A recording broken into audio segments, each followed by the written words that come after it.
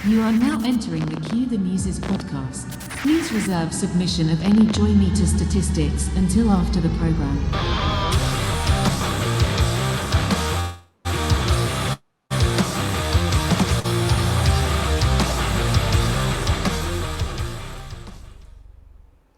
Booyah! Hello. Welcome Man. to episode 12. We've made it. We skipped a week. We'll call this episode 12 on the 13. Episode 12. We were still active. We were invited as guests on the Off the Record show. I keep wanting to call it a podcast, but it's a show. And that was a lot of fun. And they call it the Off the Record podcast. But yeah. Well, no, Rob clarified. He said that he considered it more of a show than a podcast. That was one of the things that I kind of asked him, and then I believe that's what he kind of explained. So I don't know what the difference is, really. I mean, to me, at this point, I think the only difference with a podcast is literally just where else you can put it. In my opinion, if you're doing a weekly show, you might as well call it a podcast. That way you can just put it up as audio only on places. You can put it up. There's a lot of playlists that are just podcasts, so you'd just be able to host it more places. But come to think of it, do they, you know what? I've only seen their show on Facebook directly. Is that the singular place that they post the show? I think so. I need to ask Rob and Jeremy, because I want to say I tried to pull their show up like on, I use Amazon Music, and I want to say I tried to find them and I couldn't find them. We're on there. We're the Cue the Muses podcast is on there, but on their Amazon, we're on Apple. We may not be on Apple yet. Sorry. I thought I had that figured out, but we may not be on there yet. Yeah, proprietary. Apple's got some proprietary nonsense going on, but we'll figure it out. But they have more they have more of a show, the way they have it set up feels more like a late show. They have it kind of set up kind of like the late show where, there's multiple camera angles. And I feel like if you and I were always doing this in the same space, it might feel more like a show. But but the biggest show in the world is Joe Rogan, and it's a room, it's 3 cameras. He has on guests, but it's considered a podcast. It's the biggest podcast in the world. So I think you can do it which way. That's not the only one I would reference. I mean, there's a lot of other shows that I watch that are. I think the term show is. I'm sorry. Well, that's what we have. The Cue the Muses is a show. It's a web series show. Yeah. Well, that's totally right. Like that doesn't fit the category of a podcast at all. And in fact, like with YouTube, we're in a little bit of a confusion spot here, and this might be interesting to people in general. So let's say that you're making a YouTube channel and you're going to have let's say you have a podcast, but let's say that you also have music videos and you've also got a show, like you have skits and stuff like that. And I think we're asking YouTube to understand a lot of different things, and normally a lot of people would make all those separate channels, which seems kind of like a nightmare. And I really we're pursuing the goal of having a hub of content, and it's a hub of content that covers a wide array of things, with like podcast, the show itself. There might be individual skits. We also have we did a Spookala highlight reel, so we're showing a live event experience, and who knows what else we might put up there. But I want it to be a fun place that you can go for a lot of different types of content that we produce that all has stuff relevant to either our local community or our regional music community, or Cue the Muses directly. And that just sounds really fun, but it's hard to get these algorithms to understand what that is. I think you're right, because I mean YouTube is going to be an automated type of system, right? So there's not people in there spending hours and hours watching these things. Okay, well, I'm going to categorize this with this. I'm going to categorize this with this. They rely on an algorithm that is that is somehow programmed to analyze, what type of video this is, what category it needs to go in, and kind of auto files it in its own little area. That's what I'm Mm. imagining. And I'm That sure, is the case. That is the yeah. case. So then it's like if it sees things, like we're kind of all over the place with Yeah. what we have going on, and there's nothing else that's really like what we have. Like it's not a Yeah. reaction video, so it's not music playing with someone occasionally talking over it. It's not it there's it just kind of I don't know. I mean, I don't know what the answer is. I don't know if it's I mean, good or it's a bad. show, and then it's also like we're putting out the individual music videos themselves standalone after the show's aired. Yeah. Then we can go straight to the song, and then we've also got the podcast, and then we've also got a highlight reels of activity. I don't know, but I mean, I think it can work. I mean, I know that even with things like Ola, for instance, he's got various types of shows, but I actually, come to think of it, I did just notice that he created another new channel, and it's got way less subscribers to it, and it looks like it's dedicated. I don't know what the category is, but he must have thought it was different enough that he needed to separate it onto a different YouTube channel and build up a subscriber base there. I don't know if Huh. he's doing that because it would pollute the algorithm's understanding of his current channel, or if it's just, I don't know. I'm not saying that he's doing this. I really just don't know. Or is he doing it because you can ultimately make more money from having two channels? And so at some point, you could just, I don't know if there's a different play count activity that somehow it equates to more money monetization wise. I don't know how that, I don't know if that's a thing, but I was surprised that he had a separate channel. I don't know either. I used to follow Ola pretty regularly. I haven't. I kind of dropped off from watching. The last couple of things that I was following was his like Sunday with Ola, Yeah. Swola is what he called it. Yeah. And Yeah. with his videos, he had so many different um like you said, he had channels within his channel. It was different episodes. Like he had segments, and they were almost like Yeah. skits, but they were all music related, and they were all really entertaining and fun. But Right.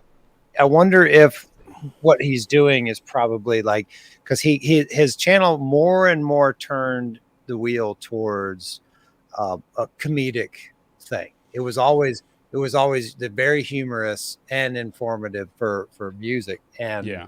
I wonder if maybe his new channel is something where he's like, okay, I want to be serious, but my large subscription fan base loves the silliness of my videos. So maybe he's doing another channel to have something this a little bit more serious, Yeah. more Maybe. like, yeah, I don't know, but I don't know either. I mean, we both have independent channels on YouTube as well. I've got one for my video making.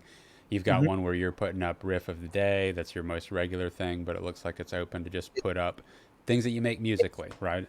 it's yeah, my YouTube channel is just nonsense. What, like, it's anything, whatever. I have videos that I made making fun of people at work. I have like serious cover song videos. I have like some original song videos, and then it's kind of all over the map. And there's no real rhyme or reason to it. It's just, I think this would be cool for YouTube. I'll put it on YouTube, and Yeah.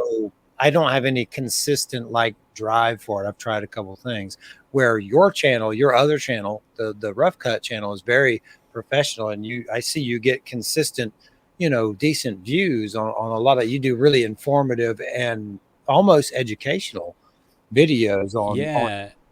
The numbers are pretty erratic. So, like, at first, what I've realized is I've been pretty disappointed with the numbers, to be honest with you, right? Like, some of them it's like good, and then other ones it's, like practically nothing. But then what'll happen is because of the kind of information that it is, a lot of it, not all of it, but a lot of it, it's evergreen because I am teaching a lot. And so I'll check back on videos, and I had no idea, but some of these have gotten a few thousand views.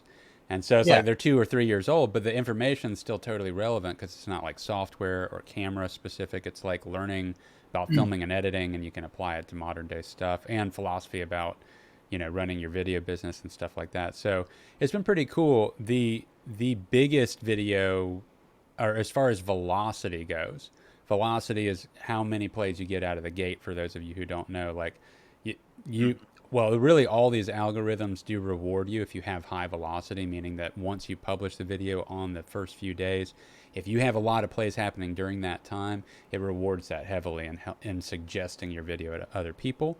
And 70+% of people's views that have channels come from suggestions, not subscriber bases. So being suggested to people is massive, and you want to try and get the algorithms to understand that enough to do that. So the biggest video I've had for velocity was really just a few weeks ago when we were talking about The Creator, that new movie coming out in actually just a week or two now, where they filmed it with a small $4,000 camera, but it's a high production movie made by the same guy that made Star Wars Rogue One, and it's called The Creator, and it looks awesome and amazing. And that video currently has like 11,000 plays on it, but 8 or 9,000 of those happen in the first 5 days.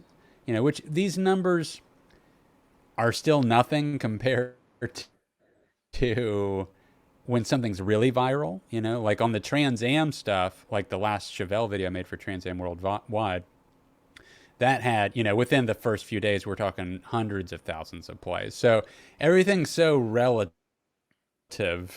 to what you're trying to do and what's considered an achievement for where you're at with what you've got. If we got 10,000 plays on one of our episodes for Cue the Muses, that for us would be a really big deal right now. We would love to see those kind of numbers on our independent show that nobody knows about. Yeah, and how, you know, it's like the way the public eye shifts and moves, and the ebb and flow of what is and what isn't, you know, trending.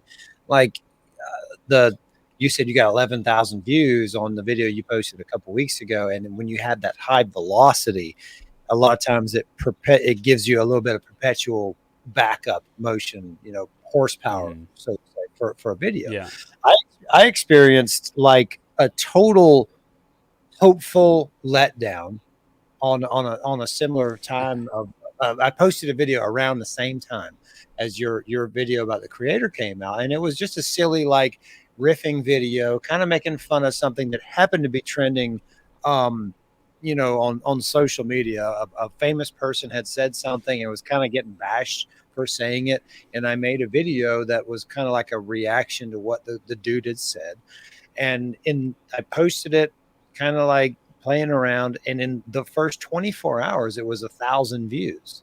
And on my little channel, like that's huge. Like that's the highest totally. The highest view count that I have on any of my videos is 11,000 on a 7-year-old video.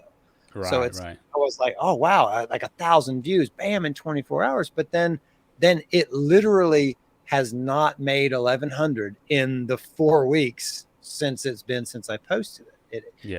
It made 1,000 in 24 hours, and it hasn't made it to the next 100 in several weeks. Like it just literally, because of the trending aspect of it, right? It's not evergreen content. It's more like just relevant to pop culture right there in the moment. People are looking it up, boom.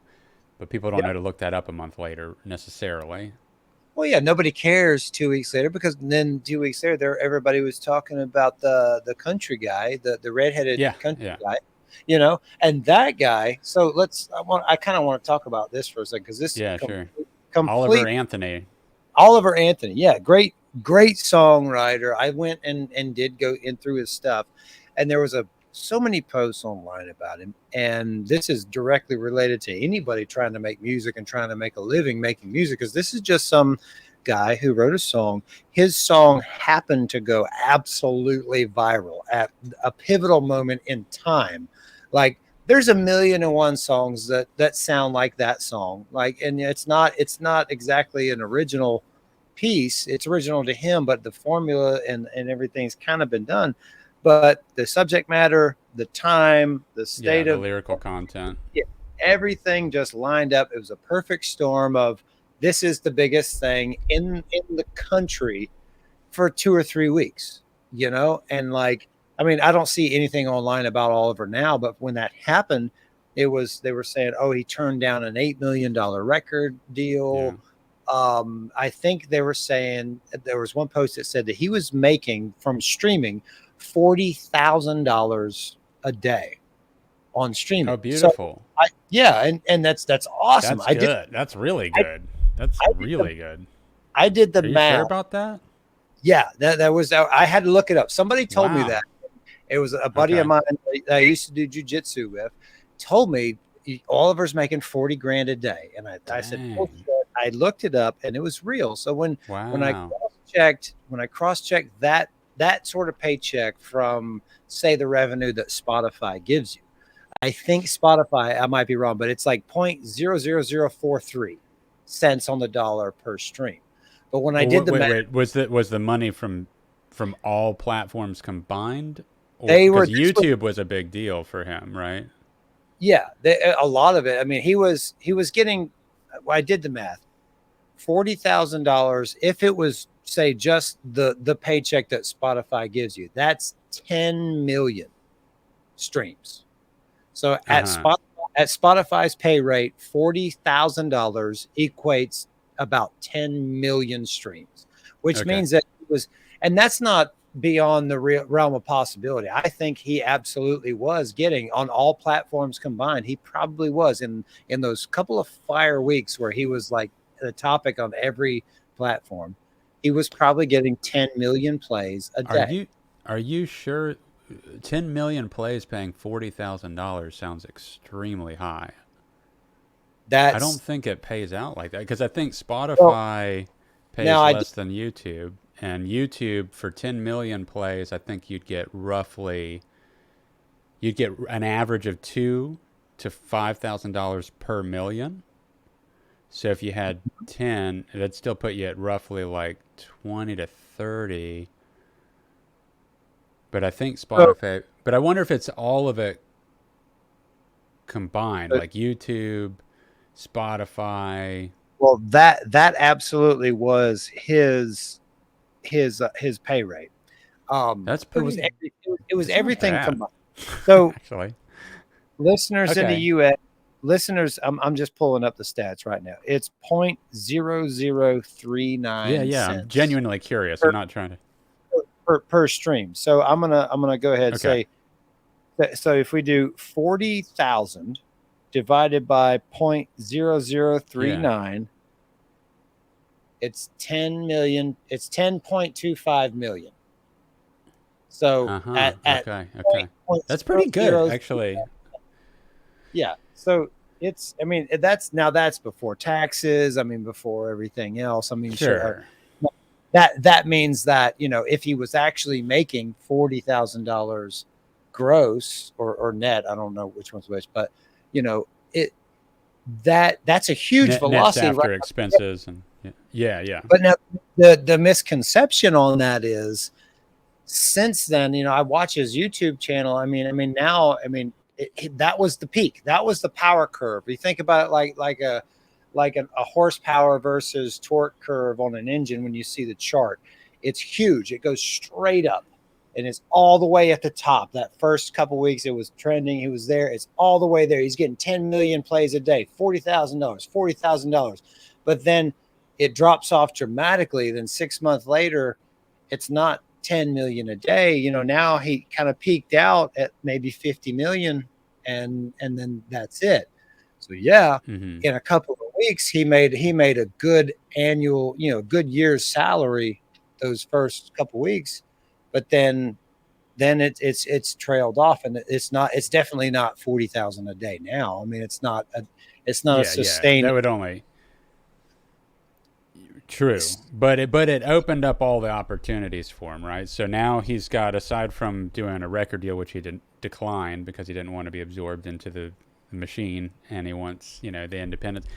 He still Yeah, has been present now. Like, he was on Rogan, he was on multiple other podcasts, he's on different newscasts and stuff like that. People are hearing him talk for hours at a time. He's gotten to clarify what his views were politically on the statements he was making. So now mm-hmm. he's like, and then he's continued to put out more songs on his channel, each of which garners what we would consider a phenomenal amount of plays to achieve. I mean, unimaginable. So now he's got the platform and the audience. I mean, that's really what's up. He's got the audience, connections, network, the name.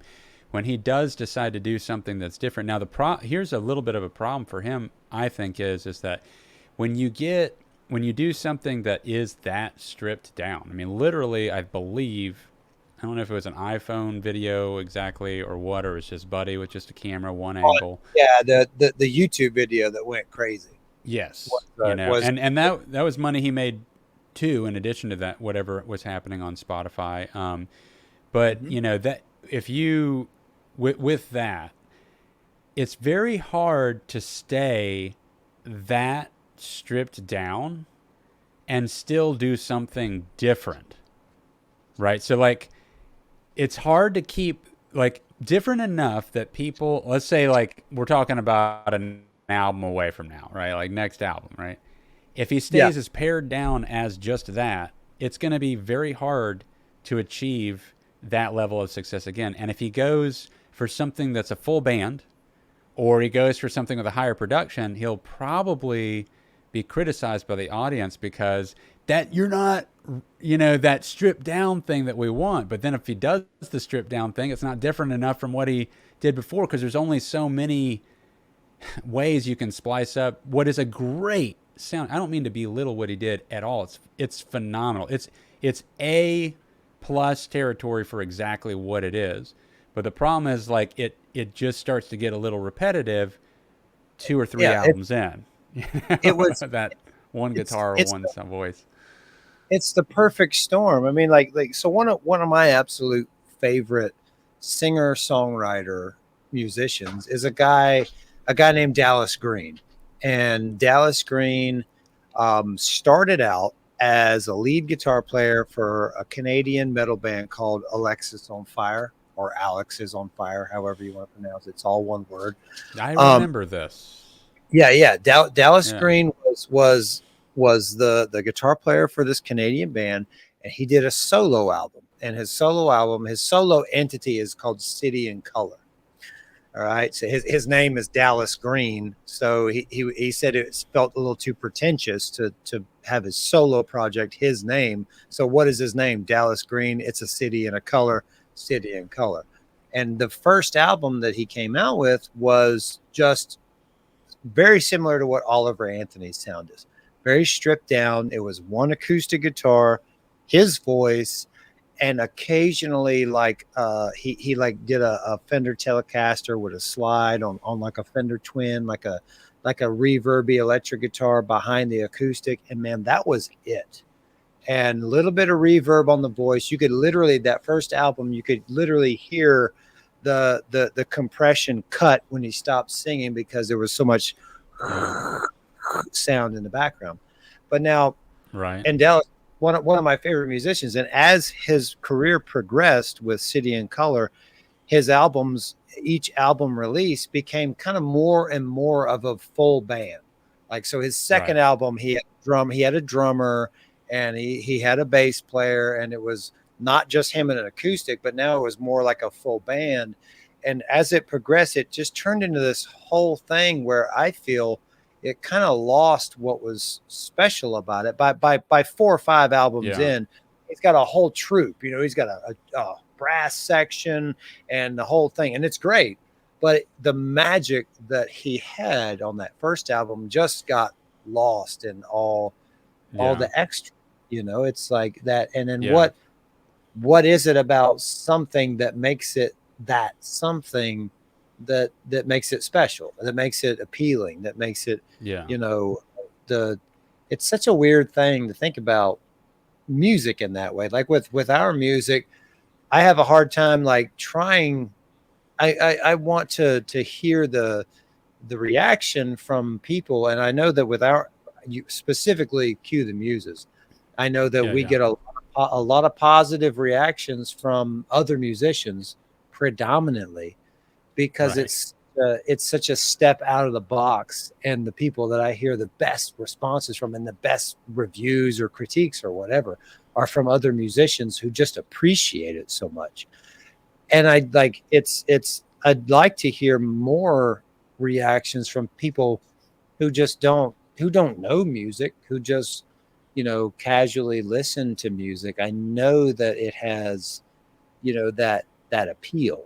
And I feel like, with the first But two songs that are out. yeah, yeah. Go ahead. Well, it's just like what's funny about that is like I think like 99% of the people that I know that like the same music that I like, they're also musicians. And so it's really hard to find the friend base that also that loves Tool and Metallica, and Mars Volta and System of a Down and all this stuff, but that also doesn't play music. I don't know. I know like two people off the top of my head out of my friend list that don't play music that like that kind of stuff. And so you're right. I would like to talk to people that are just straight fans, but I don't know that many. It seems like, and I think rock music in general, in particular, that is kind of progressive. It just naturally attracts musicians because it is different. It's kind of like musicians want to hear those intricacies. And so I know it gravitates there. I am curious to hear from like people that just listen to more standard rock, what they think about stuff. But the reality is I don't have that big of a friend base that is into the same music that I like, that does not play music. I have friends that don't play music, but they don't listen to my music. There's like two. And I know that they think what we're doing is awesome, but that's kind of it. It's such a small pool of people to get the feedback from, Yeah, there's and back to kind of to Oliver Anthony with that kind of music, with country. I feel like there is a lot more people out there. I mean, I live in the South. We live in the South. We live in the Southeastern United States. So there's more people out there who listen to country who aren't musicians than there are people who listen to rock who aren't musicians. Yeah. And I think it's more of a locale situation here.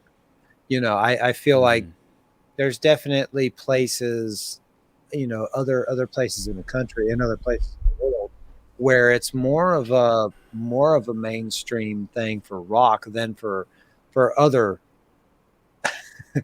Sorry. I gotta say this to anybody listening and watching. It might not be happening while you're doing it, but my internet connection seems to be a little slow, and it keeps freezing the screen on Ash. And every time it freezes your face, you're in the middle of doing this, rolling your eyes. Get on with it already. It's a good cue. We should have this more often. That way, it looks smooth. It looks smooth over here on this end. So hopefully, like you've cut in and out just a little bit, but only a couple of times. Yeah, but anyway, the point I was making is I think that that's why that rock is not at the top anymore. And there is a trending topic. Like, is rock on the way out? Like, is rock dead? You know what though? I mean, I think. As far as like Billboard top 20, yeah, it's not there. Okay, but I actually think what I'm kind of witnessing is there's actually quite a resurgence of rock currently happening right now. And I think that it's not as publicized, but it's actually, if I look at the play counts happening on YouTube videos for people that are just doing like rock, and actually a lot of it is instrumental too, and it's like the numbers are really good, and I'm like, people are actually really liking this stuff.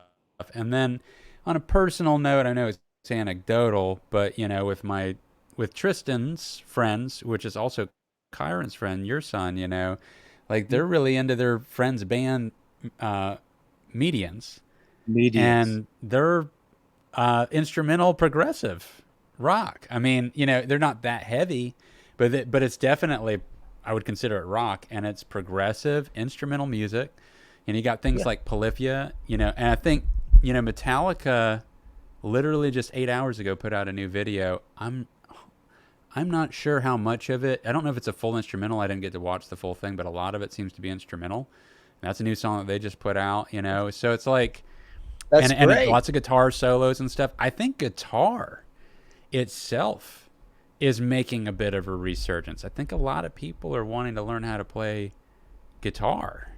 I I, mean, I I think it's a good thing. Well, Metallica was yeah, one of like the last groups. I remember being young and the instrumental tracks that were on the Metallica albums. Early they had they they systematically had an instrumental on all of their albums on the early yeah, ones. I was like, to me, that became like, well, that's just what you do. You make yeah, an album. yeah. You have to have one that the vocalist is getting a beer for the rest of the band. Right, They're right. doing all the work, Yeah, But yeah, but that kind of went away for a while, and now here's a weird idea, and this is, I don't mean this in any way, but so guitar just kind of started getting strange around 98, 99.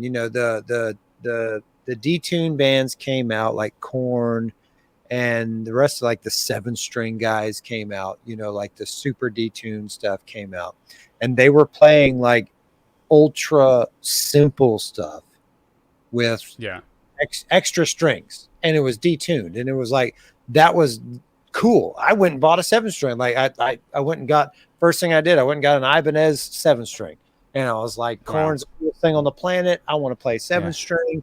And I yeah. played it just like a 6-string, with an extra string on it, whatever. But it was like, Okay.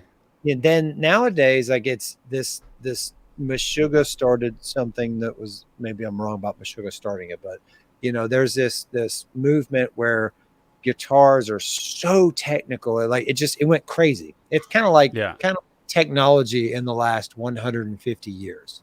You know, Guitar Hmm. playing in specifically in the last 24 years, I feel like, has just gotten so ridiculous, and how good Yeah. these people have gotten. Like, Yeah. so crazy. In the amount of Yeah. time that I have been playing, there are players now that are doing things that were unheard of with 8, 9-string guitars, with Yeah. crazy, Yeah.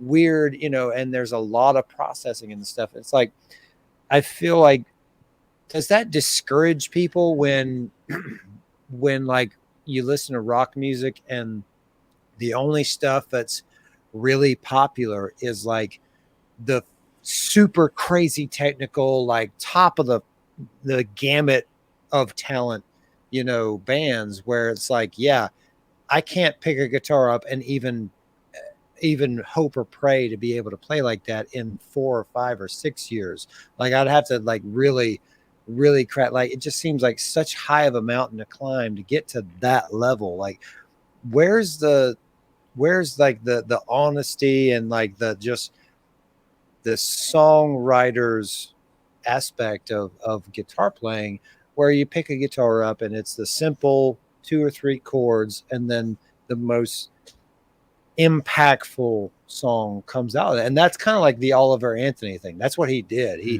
Mm-hmm. he had a song that was a good progression, like a good, I've heard that progression in so many rock songs that I love, Yeah. and he put a twist on it, but it's just that simple 1, 2, 3 pattern with a really honest vocal melody on top, and it doesn't have to be technical. It just Yeah. impact. It's just there. I feel like a lot of rock, like popular rock, is Mm-hmm. missing that, because popular rock is so overproduced and so like super smooth and technical and clean and perfect.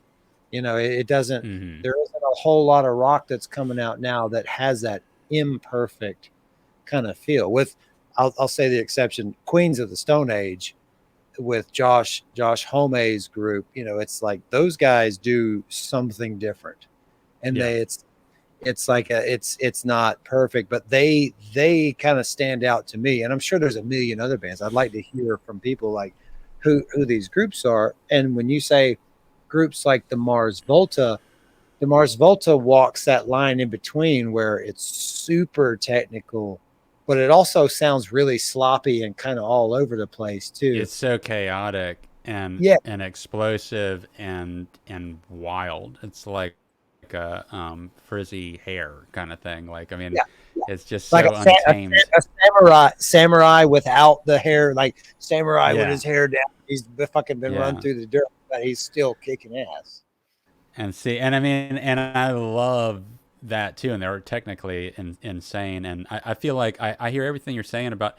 I think what it is I think there is actually fan bases for the stripped down, more focused stuff that is simpler with rock, but I think all of that stuff is produced at the same level as the big stuff.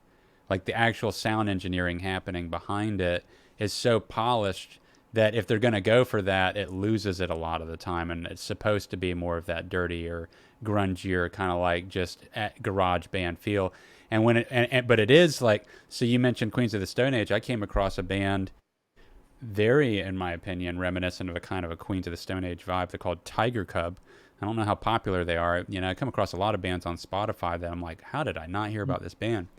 And they're excellent, and it's super simple, but it's crazy catchy. It's kind of dirty. It's definitely a little retro, like that kind of, like, it has a Queens of the Stone Age vibe. It probably popped up because I had been listening to Queens of the Stone Age, and they're kind of like, they've got some of that going on, but they do have their own thing. I love it. Then you have something like, I got way deep into Greta Van Fleet this last year, which is a band that I kind of passed over as being too much like Led Zeppelin on their first album or two.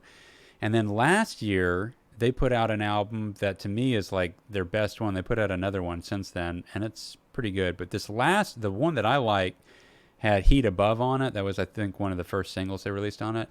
And dude, that album is like amazing. And it's like all the 70s rock stuff, but they've come into their own with it. But it's technical, and it's big, and it goes lots of places, and it's epic, and it's crazy big vocals. You got that kind of spectrum, which is super retro. Then you got stuff that's, super mathematically technical with the math rock movement of stuff like Polyphia coming out, mostly instrumental until their last album, where they started using other singers as guest spots on their album, right? Coming in and giving a stab at it, right at a time when we were about to launch our first episode of Cue the Muses with our different singers on each song. So it's like, man, this idea, they're doing their own thing. It's music videos, but they're putting out a music video, a different singer from a different band on each song. But they're doing it on with a budget through a label and, known singers like, they've got Deftones singing on it, So it's like, they got Chino on there. So I think, and when you talk about the technical aspects of it, there's a lot of ways to be technical. You got the crazy flurries and wild techniques that you'd find in something like Polyphia, right? But then you've also got something like Tool, and Tool is still, I think, the biggest progressive rock band there is. When they released their last album, it went #1 in the world again, And if you listen to it, I mean, all that stuff, well, outside of the drumming, and I mean, there's big notes. I mean, Maynard's singing, but as far as the guitar work and the bass work, and I mean, a lot of it's achievable. It's not like, as far as musicians that are getting into their instruments and trying to learn how to play, like, you can learn how to play Tool songs in your first couple of years. A lot of it's very percussive and rhythmic. You're just kind of tone chasing to attempt to get that soundscape where you can stretch the notes out as long as Adam Jones does it, or something like that. Yep. And that's my favorite stuff, And then you got something like Cue the Muses, and I'll kind of just seal the deal on this big circle. But Cue the Muses is like, yeah, it's, when people are talking about it being technical and music lover friendly and stuff, I think the big thing that it has, I'm not saying that we are like Tool per se, but the thing that I like about Tool, and the reason that they're an influence for me, it's not about trying to be super technical with each change. It's not about trying to make changes happen just for the sake of being different. It's about having a variety, a large, wide palette of grooves that the song can segue into. So everything has a section to it where it's kind of like it sinks into a soundscape. And I like that. I like the unpredictability about that. But a lot of it, it's a little complicated time-wise, but it's not like a crazy amount of flurries of notes. There's not shredding happening. It's a groove-based progressive rock, and I think that that's what what Tool does in a different way. And for me, I love that. You know, you have to have Yeah. a powerful drummer to pull that off, and we do have one. Yeah. No, and I was with Timbo earlier tonight, and exactly what you said, like opening up to different soundscapes, I feel is a thing that we strive to do when we did this album. And I miss that in a lot of music I listen to. Like I've always been the person to try to find new underground music that's that just moves me, that I fall in love with, and I want to share with all of my friends. You know, I've always been that kid at heart. And when I find stuff now and my friends listen to things, there's a couple of like really big, all the popular, the big bands, like the ones with all the money behind them, you know not all, but a lot of them, it's like there's a formula and they stick with it. And then you get into the album and you get two or three songs in, and it's like, this is kind of disappointing because I heard the whole album in the first two songs. And Yeah. that idea, that happening transfers to a lot of things. Like it even transfers to video games. Yeah. There's video games where you play a video game, like these developers that are making some of these games are like just unreal talent in the coding, in the graphic design, in the concepts. And then some games that have this great potential, you play the first 5 minutes and then it's the same thing for the rest of the game. Now with Mm. with Tool, not, Adam Jones has all said in a couple of interviews, one that sticks out to me. He said, guys, I'm not the best guitar player in the world. I don't think I am. I know I'm not, and I don't strive to be. I just know my group and my guys, and I know what pocket we play in, and I do the best I can with what I have and where I'm at. And it's an honesty that Adam Jones has, and that's, you know people, I hear people kind of bash on Tool lately. It seems like it's cool to bash on Tool, not to make a pun, but Anything, anything that a lot of people like will be bashed. yeah, always, Period. always. And but it's like they they're not changing because of that. They keep Yeah. putting out albums that are absolutely Tool, and they're absolutely awesome. Mm. They're not regurgitating the same shit. But so like Yeah. with writing, I had an experience the other day, like not to go on story time, but wrote a song in a room with the band. The drummer, my drummer, John, came in and said, I have a song that I wrote and I want you guys to write to this. And he said, I have a polyrhythm. So he said, I'm going to do one rhythm with my hand, and that rhythm was ka ka ka ka ka ka ka ka. That's the shots rhythm. It wasn't that, but it was something like that. But my right hand Yeah. is going to do a blast beat. So my right hand is going to go ba ba ba ba ba ba ba ba, and it's like da da da da da da da da da da, and his right hand's doing that. His left hand's doing one rhythm, right hand's doing another rhythm, and then his kick falls in a different rhythm.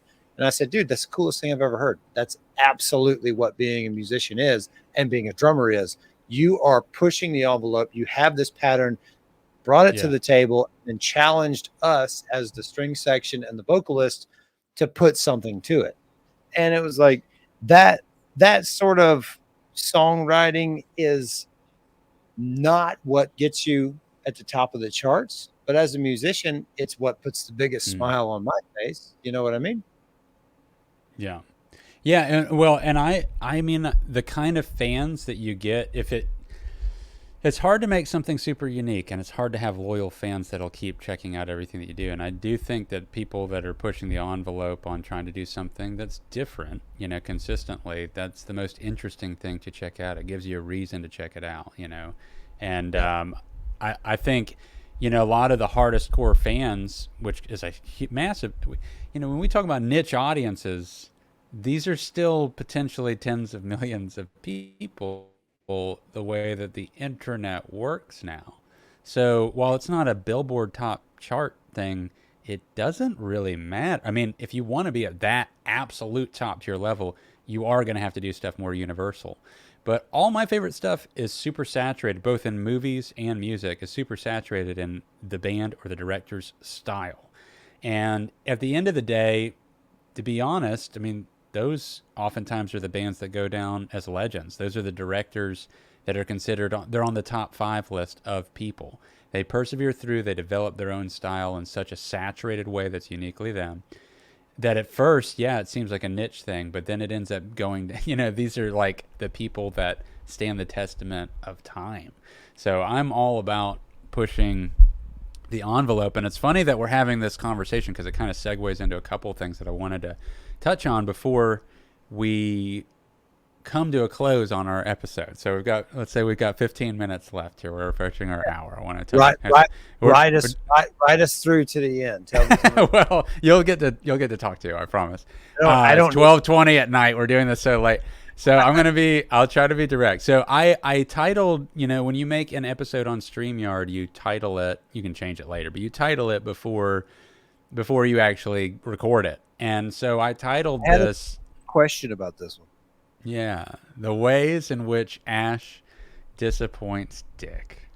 And so I wanted to go through 3 ways in which I disappoint you, or I'm going to disappoint you. I think you kind of know. All right, some of it's just like presenting it publicly. First of all, upcoming, you will be attending Spookalla, correct? I will in October. October 6th, 7th, and 8th, 2023 in Tampa at the Tampa Convention Center. We have a Cue the Muses booth that's going to be set up. I will be there with a few undisclosed, unconfirmed friends. And unfortunately, Ash, you're right. You're letting me down. You won't be there. But I'm not mad.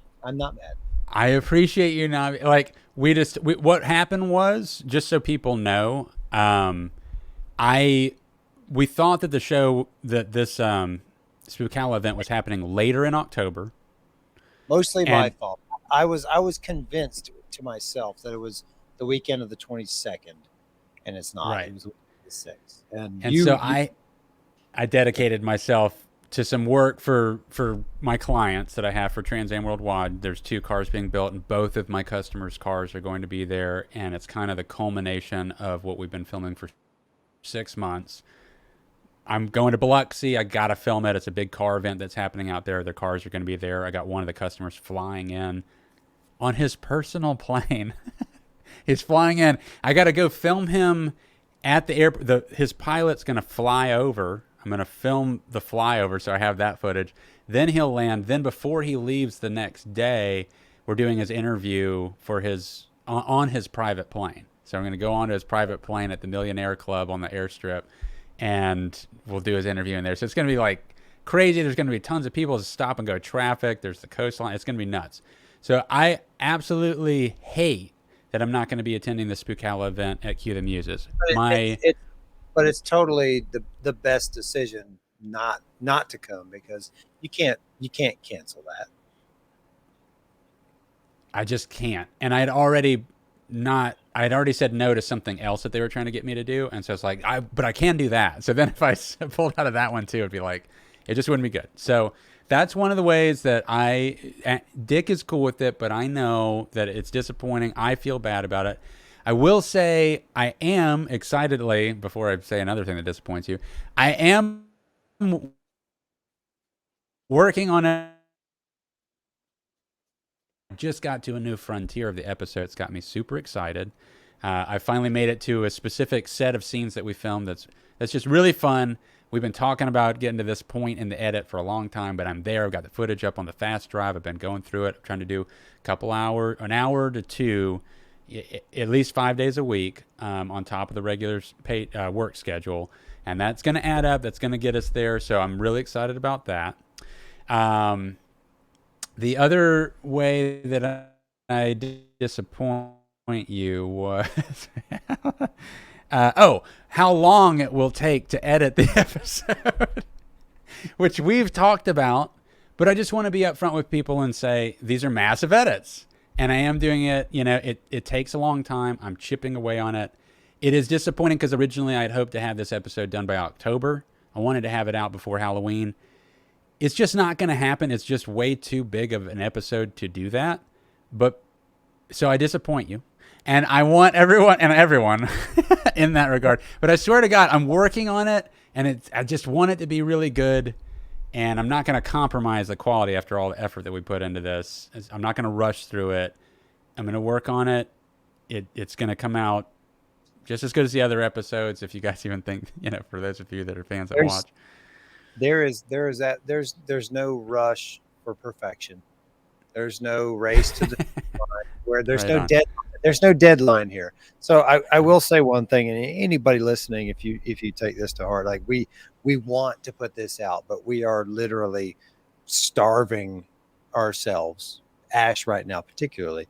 So we did a thing. There are these things that we've made. I love my pick, by the way. I've been playing exclusively with it since you got them for me.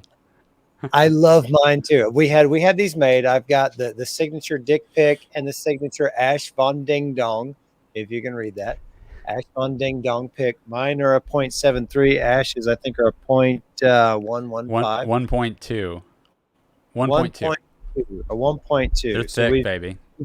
We've made some pics, and I'm actually in the process of getting some Cue the Muse merchandise, which is going to be some really cool stuff. Like, you know, we'll have keychains, flasks, little tobacco grinders, and things like that.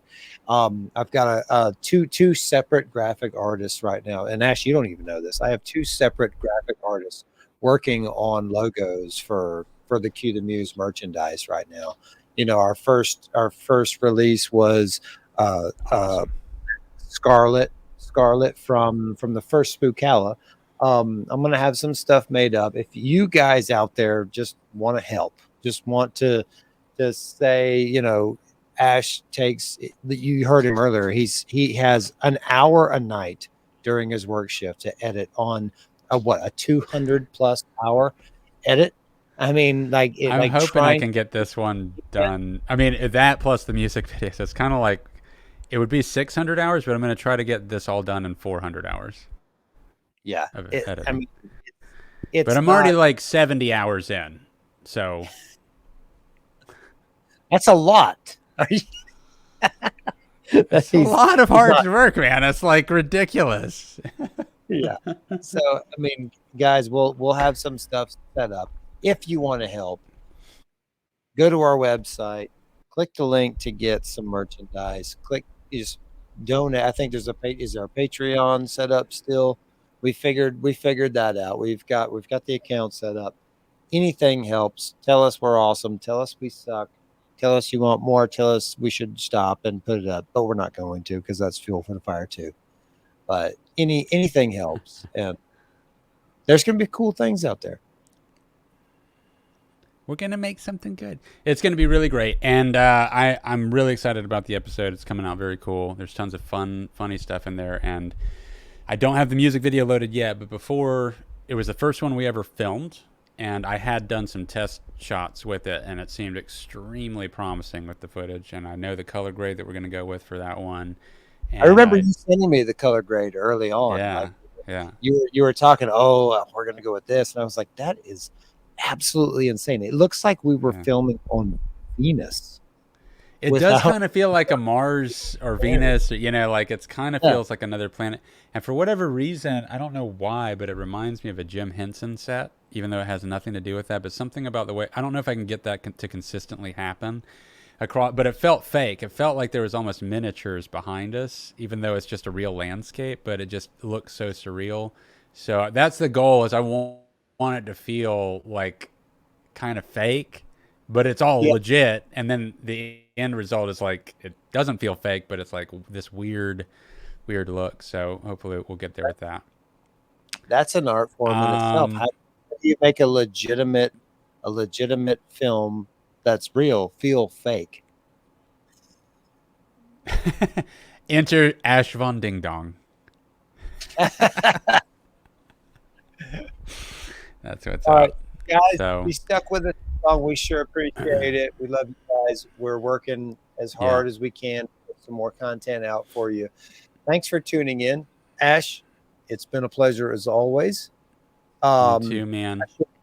I should be up there. I think I'm going to be up there one day, maybe next week, and we'll schedule a date. I want to come see some because guys, you guys listening or watching, he has sent me a couple of screenshots from the next episode with some of the very, very cruel and unfortunate things that have happened in that episode. In there. I can't say anymore. Just know that it's this will probably be my favorite episode by far. It might be, man. It's gonna be so fun, man. It's so fun. So it's awesome. And next week's episode, I already have a couple of topics to talk about that are kind of a big deal and fun. And but I'm gonna hold off on them till next week. And they are guitar related, and I think that they'll drive a pretty big conversation. It's exciting. Oh, absolutely. And I this is the first time I've sat down in this chair in the last 2 weeks, but I have some content that I filmed with David Rowe, my former vocalist Fighting Giants. I was in Texas with him 2 weeks ago. This is how busy my schedule's been. 2 weeks ago, I was in Dallas. We did a live song on the StreamYard platform, and I did an interview with Dave. There's some fun, silly stuff in there. I'll cue that up for the next episode and get you guys caught up on him. He has some really fun stuff happening in Texas. And not to go too far off topic, but Nadira, the vocalist on the first single, she has a brand new group based out of Jacksonville, where she's moved to, that is teasing a new release. And Ash, I don't know if you've heard it. She There's sent a clip me, out now. What is the name of the band again? hold on. She sent me Anarchy. the rough. No, not Anarchy. She sent me the rough mix earlier. Hold on, bear with me. It is. Oh no, I'm not gonna be able to find it. Hold on, I gotta get it. I gotta find it. Now that we're talking about it, I gotta find it. The best plug ever. She sent me the whole video. It is Cursed Affliction. Her new band based out of Jacksonville is Cursed Affliction. They have a Facebook page up. Okay. It is cursedaffliction.com, email info@cursedaffliction.com. She sent me the rough track, the full song rough track earlier as a little sneak peek, and it is so good. The rough track, the snippet is so that she good. put out publicly sounds amazing. It's her singing in the vocal booth, and it's like, oh my god! I mean, it sounds really, really good. It sounds great. Yeah. She's getting to use both aspects of her voice and everything. I mean, like two huge, dynamically different. You'd never know it's the same person type thing. Yeah. It's very cool. I'll talk to her. We'll get a little bit more info on Nadira's project for next week's episode. But hopefully, if everything works out the way I kind of want it to, hopefully maybe I'll be in the room with you next week for next week's Q. Okay, when you say next week, are you talking about not this week? When you say next week, next what days? Thursday? 7 days from today. Next Thursday. Next Thursday. Potentially. Next Thursday. Okay. Well, there's a chance. Absolutely. All right, guys. Thanks for tuning in. Okay. I'm Dick. That's Ash. Cool. Always Ash and then Dick. Even though we put it backwards here. Here, wait. Bye. That's the way it's supposed to be. That's how it goes. All right. Bye, guys.